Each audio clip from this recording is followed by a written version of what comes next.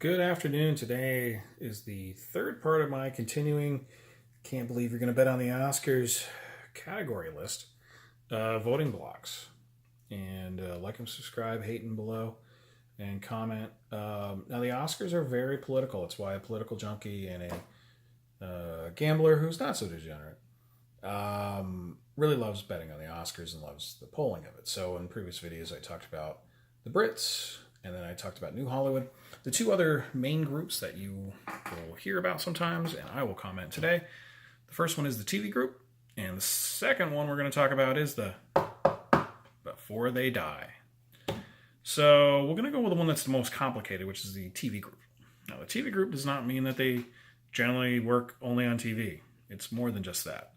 To be an Oscar voter, it's actually a little bit more complicated than people think. There's only about 4,000 Oscar voters.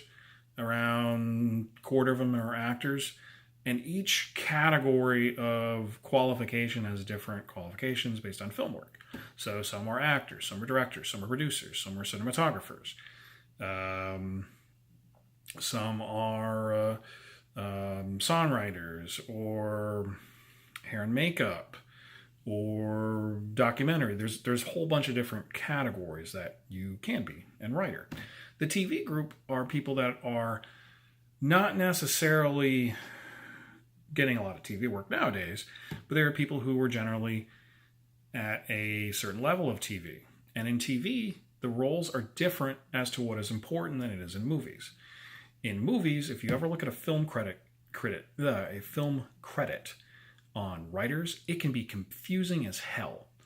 If you write the first word of the adaptation, you get credited, no matter how much more work you do. In fact, you don't even really have to do that. So let's do work of adaptive work. So let's say it's written by some guy named Bob. It's a short story by Bob. And you, Dale, take that and you're like, I would really like to make a movie out of it. This is my movie idea. Bob wrote it as a poem or something. All of a sudden, you are the first listing on it, based on Bob's work. Then somebody else comes through and writes most of it. Maybe they get a credit as the second writer, but at the end you fire them. And maybe you find out that some of their work is based on somebody else's work. So boom, you get another writing credit. And then you have a third set of writers because you were the original idea. You stopped the idea, and then you had the second writer, and then, well, the third writer came along and they put their name and group in it. And there's actually 3 writers in that group who did the right. So the writing credit can get incredibly weird. It's like if you ever saw a movie, the movie Scream 3, or Scary Movie 3. Scary Movie 3 was based on the work of the Wayans brothers, Sean and another Wayans brother. There's so many Wayans brothers, but actually it was a combination of another story called I Might Be Scared About Last Year, but Halloween came on Friday the 13th. There's a lot of weird things. So it's based on their story, and they were the original writers based on their characters. But then there were like 3 different writing groups. One was an individual, 2 writers. It can be completely confusing. And writers are very much plug and chug in movies, because while you may think they should be very important, they're not always. In fact, at the Oscars this year, Bradley Cooper has to defend himself, which he apparently did, to being a writer, because a lot of times directors will just put their name on it. And because, well, directing, a lot of times you're ad-libbing, you are adding a lot. It's not always a guarantee that you get credited as a writer. And behind the scenes, there are people called script doctors. And Carrie Fisher, who most people know as Princess Leia, made her money not from that movie. Famously, she got paid net residuals, which means 0, because as we all know, Star Wars was a big budget loser. That's why they made 9 sequels. Yep, Hollywood accounting. That's a whole other video of crazy shit. She was a script doctor. Famously reworded a lot of the jokes and dialogue in Phantom Menace.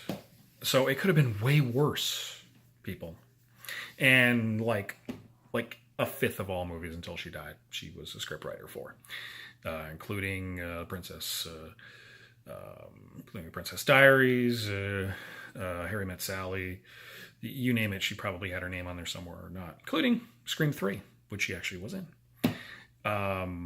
They're sort of, ugh. And in fact, if you want to make a new director and you don't want to pay a director, you tell a scriptwriter, hey, I'm gonna make you the director. Are you gonna get any more money?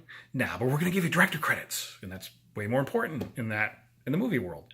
In the TV world, writers are really important, right? You know the word showrunner. That's because TV shows, the guy who's the head of a script of 20, he may not be the actual main writer on the story. He just is the sort of where the story's going to go. Very important. And then those writers are important. So the TV people kind of come from that world where TV is, writers are very important. Same thing with when it comes to set design and makeup and wardrobe. They're more important in TV generally, especially in Game of Thrones or some of the new stuff on Netflix or Showtime, or in long-term periods where you don't have a bunch of special effects, or the special effects they're not, they're practical special effects. They're not just stupid, not that CGI is stupid, okay? But there are a lot of stupid CGI stuff, right? These are practical effects and practical makeup and all that.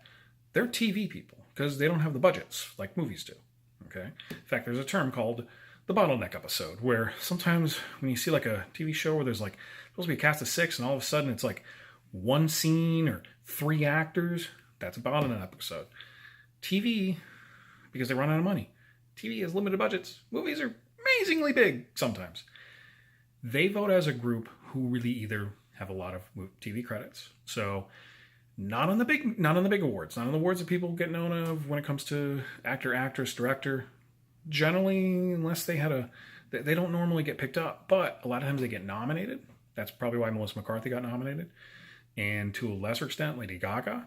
Lady Gaga, the TV people apparently loved her after doing the live performances with Tony Bennett and her Super Bowl, where she took a lot of direction, and even the clusterfuck that was the Metallica Lady Gaga mashup at the Grammys the week after the Super Bowl.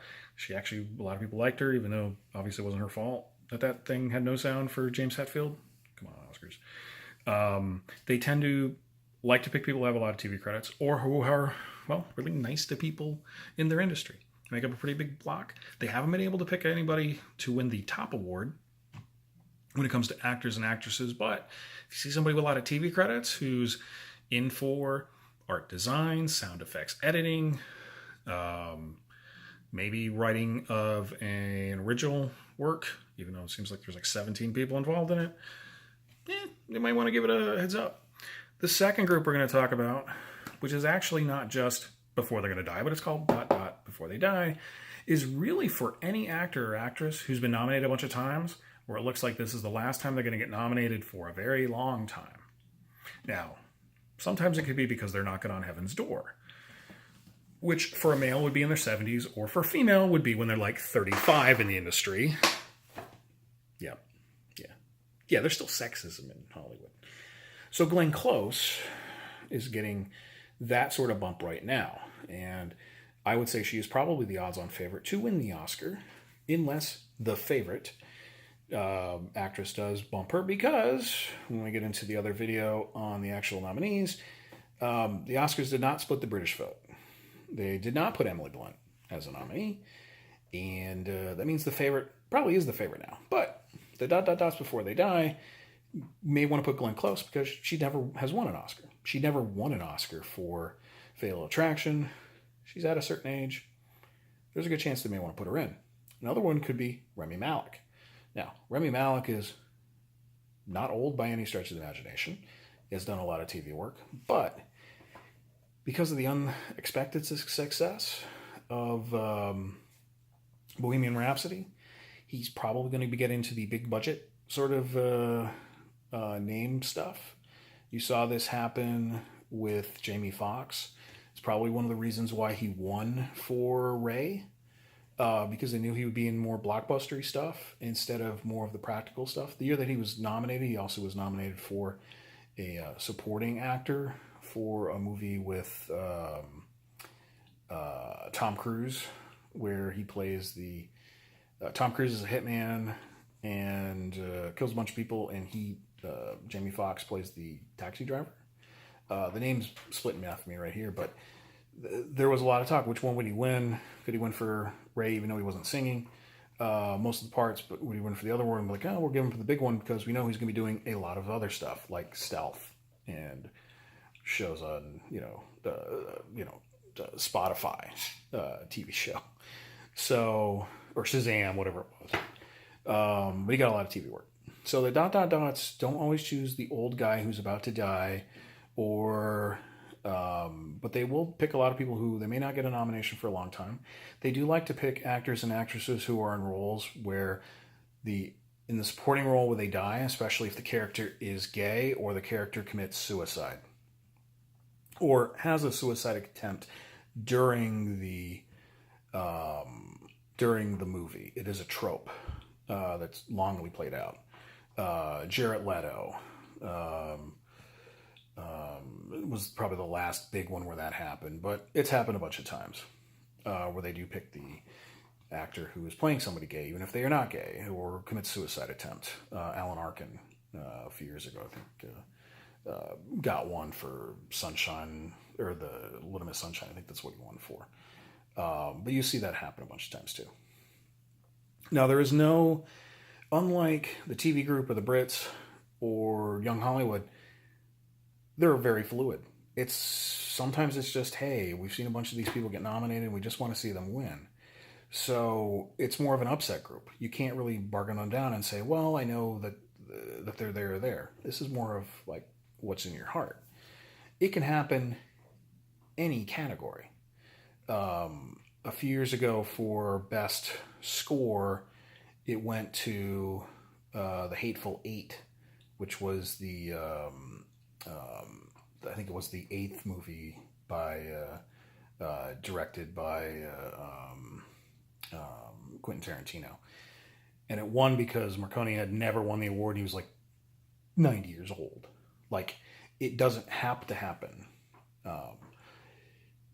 If they're British or European and they're in that range group and they've never won, yeah, it's probably going to be pretty good, the chance they're going to win. But again, it can happen for somebody who's just been nominated a bunch of times. Okay?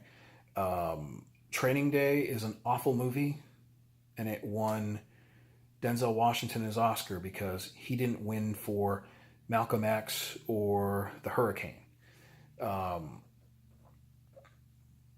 That's sometimes what happens. It's like, hey, it's about his time, ... Amy Adams has an outside chance of winning.